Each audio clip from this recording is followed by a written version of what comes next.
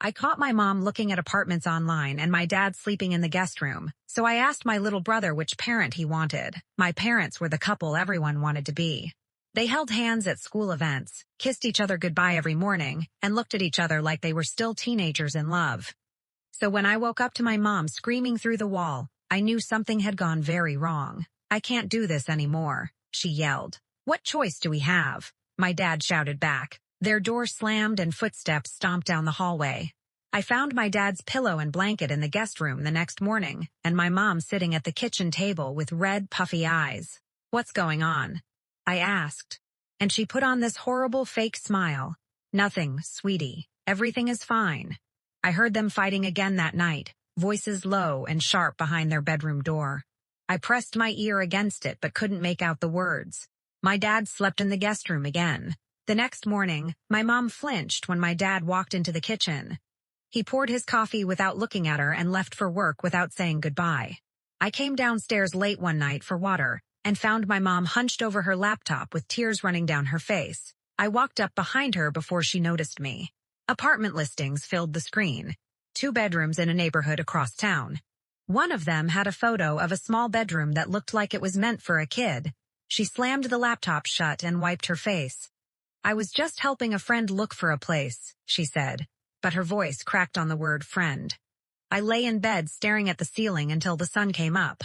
I waited outside my parents' bedroom the next morning until my mom went downstairs, then watched through the crack in the door as my dad stood at his dresser. He pulled his wedding ring off his finger, stared at it, and dropped it into a drawer.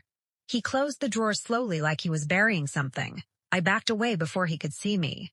I passed my mom in the hallway later and heard her on the phone. I know. We just have to get through this," she said to whoever was on the other end. That night, I heard my dad in his office. "It's the hardest thing I've ever had to do," he said. Then I heard them talking to each other right outside my room. "The paperwork is almost ready," my mom said.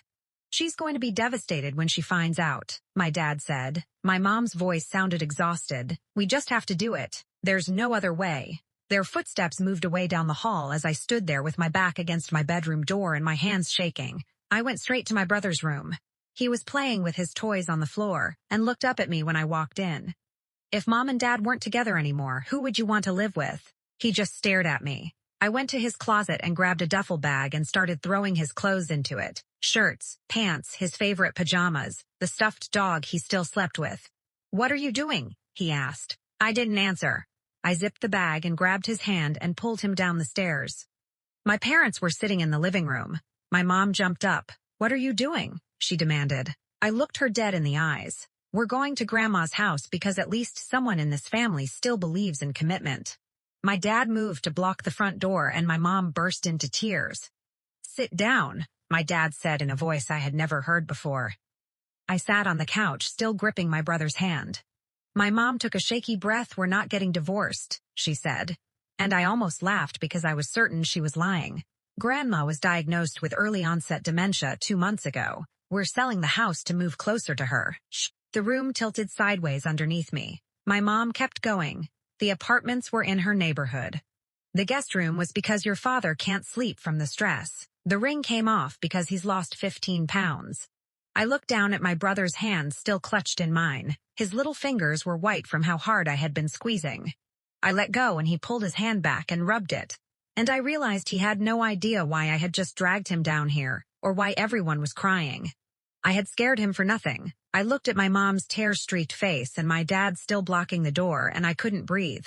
I tried to say something, but my voice cracked and nothing else came out. My dad knelt in front of me. "We would never break up this family. We're moving it closer together." I spent my senior year 15 minutes from my grandma's house, and I was holding her hand the day she forgot everyone else's names, but still remembered mine.